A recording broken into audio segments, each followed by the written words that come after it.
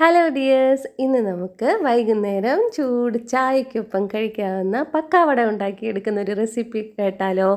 അപ്പോൾ ദേ കണ്ടില്ലേ, നമുക്ക് നല്ല ചൂട് ചായയോടൊപ്പം നല്ല ടേസ്റ്റി ആയിട്ട് പക്കാവട ഉണ്ടാക്കിയെടുക്കാം. വളരെ പെട്ടെന്ന് നമുക്ക് തയ്യാറാക്കിയെടുക്കാൻ പറ്റുന്ന ഒരു പലഹാരം കൂടിയാണ് നമ്മുടെ ഈ പക്കാവട.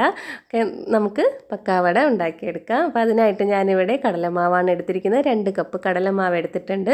പിന്നെ വേണ്ടത് 1/4 കപ്പ് അരിപ്പൊടിയാണ്, അതുകൂടി ഇതിലേക്ക് ചേർത്ത് കൊടുക്കുന്നുണ്ട്. പിന്നെ നമുക്ക് ഉപ്പ് ചേർത്ത് കൊടുക്കാം. അതിനുശേഷം കാശ്മീരി മുളക് പൊടിയാണ് 3 ടേബിൾ സ്പൂൺ ചേർത്ത് കൊടുക്കുന്നത്. പിന്നെ ഒരു 1/4 ടീസ്പൂൺ മഞ്ഞൾപ്പൊടി ചേർത്ത് കൊടുത്തിട്ടുണ്ട്. പിന്നെ വേണ്ടത് കായമാണ്, കായം ഇതിലേക്ക് ചേർത്ത് കൊടുക്കുന്നുണ്ട്. എന്നിട്ട് നല്ലതുപോലെ ഒന്ന് മിക്സ് ചെയ്തെടുക്കണം.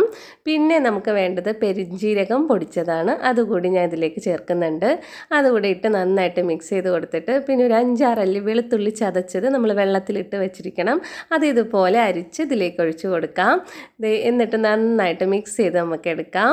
കണ്ടില്ലേ, ഇതുപോലെ മിക്സ് ചെയ്ത് എടുക്കാം. നമുക്ക് വെള്ളം തികഞ്ഞില്ല എന്നുണ്ടെങ്കിൽ കുറച്ചുകൂടെ ചേർത്ത് ഈ ഒരു പരുവത്തിന് മാവ് നമ്മൾ കുഴച്ചെടുക്കണം.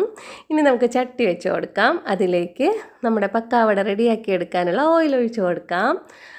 നമ്മുടെ ഈ സേവാ നാഴിക്കകത്തേക്ക് ഇതുപോലെ ഒന്ന് ഓയിൽ ചുറ്റിച്ചെടുക്കണം. പിന്നെ ഈ ഒരു ചില്ലിട്ടാണ് നമ്മളിന്ന് പക്കാവട റെഡിയാക്കി എടുക്കുന്നത്. നമ്മുടെ പക്കാവട റെഡിയാക്കി എടുക്കാൻ വേണ്ടത് ഈ ചില്ലാണ്. അപ്പോൾ എന്നിട്ട് നമുക്ക് ഈ സേവാനാഴിയിലേക്ക് മാവ് നിറച്ച് കൊടുക്കാം. വളരെ സോഫ്റ്റായിട്ട് നമുക്ക് ഈ മാവ് റെഡിയാക്കി എടുക്കാം. ഇതുപോലെ ഇതിലേക്ക് നിറച്ച് കൊടുക്കാം. കണ്ടില്ലേ, ഇതുപോലെ നിറച്ച് കൊടുക്കണം. ഇനി നമുക്ക് ചൂടായ എണ്ണയിലേക്ക് ഇതുപോലെ മാവ് ഇതുപോലെ ഇട്ട് കൊടുക്കണം. കണ്ടില്ലേ, ഇതുപോലെ ഇട്ട് കൊടുക്കണം. ഇട്ട് കൊടുത്തിട്ട് നമുക്ക് ഒരു വശം ഒന്ന് റെഡിയായി വരുമ്പോഴത്തേക്കും അടുത്ത വശവും കൂടി തിരിച്ചിട്ട് ഇതുപോലെ വറുത്ത് കോരിയെടുക്കാം. വളരെ പെട്ടെന്ന് നമുക്കിത് റെഡിയാക്കി എടുക്കാൻ പറ്റും. പിന്നെ നമ്മുടെ ബാക്കിയുള്ള മാവ് കൂടി ഇതുപോലെ നമുക്ക് ഉണ്ടാക്കിയെടുക്കാം.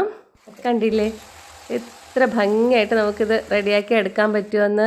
ഇനി നമുക്ക് വേണ്ടത് കറിവേപ്പിലയാണ്. അപ്പോൾ നമ്മളിതെല്ലാം തയ്യാറാക്കിയതിന് ശേഷം ആ ഓയിലിൽ തന്നെ നമ്മുടെ കറിവേപ്പില ഇതുപോലെ വറുത്ത് കോരി നമ്മുടെ പക്കാവടയ്ക്ക് മുകളിലേക്ക് ഇതുപോലെ ഇട്ട് കൊടുക്കണം.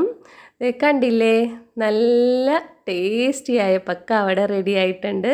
നമ്മുടെ കുട്ടികൾക്ക് പുറത്തു നിന്ന് വാങ്ങിക്കൊടുക്കേണ്ട, മായം ചേർന്നതൊന്നും വാങ്ങിക്കൊടുക്കാതെ നമുക്ക് വീട്ടിൽ തന്നെ വളരെ പെട്ടെന്ന് ഇത് തയ്യാറാക്കി എടുക്കാൻ പറ്റും. അപ്പോൾ നമുക്ക് വൈകുന്നേരം ചൂട് ചായക്കൊപ്പം നല്ല ടേസ്റ്റിയായ പക്കാവട കഴിക്കാം. അപ്പോൾ എല്ലാവരും ഒന്ന് ട്രൈ ചെയ്ത് നോക്കണം. അപ്പോൾ ഓക്കെ, ബൈ, അടുത്ത വീഡിയോ കാണാം.